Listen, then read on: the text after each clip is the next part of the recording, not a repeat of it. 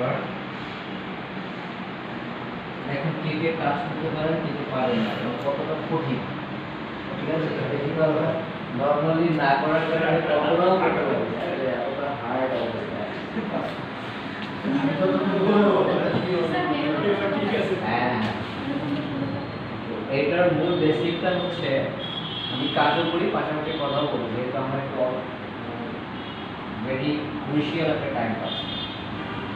তো মেইন কারণটা হচ্ছে আপনি এখন এই প্রতিষ্ঠানের অ্যাসেট, প্রত্যেকটা ব্যক্তি।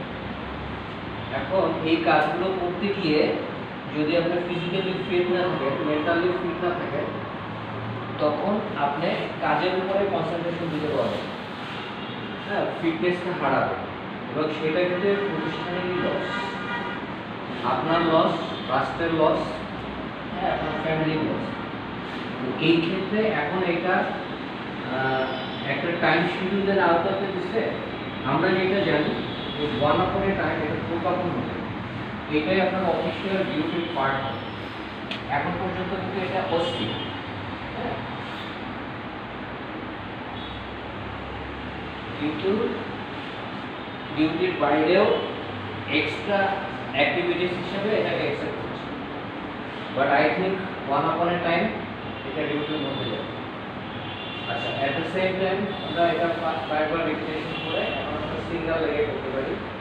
ইংলিশে একটু আগে যে কাজটা করবো, তো সেটাতে আমাদের বাটকটা একটু আগে যেটা বলবো সেটাতে স্পাইন, আমাদের স্পাইন থেকে আপনার এই পায়ের পিছনের সাইডে স্পেস হবে, এইটাতে আমাদের এই বাটকটা স্পেস হবে লাইক দিস।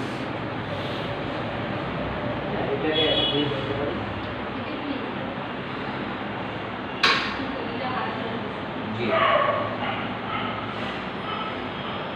আর পাশাপাশি আমরা ব্রেদিং করতে পারি, হ্যাঁ, শ্বাস নিয়ে নাক দিয়ে শ্বাস নিয়ে মুখ দিয়ে ছাড়বো।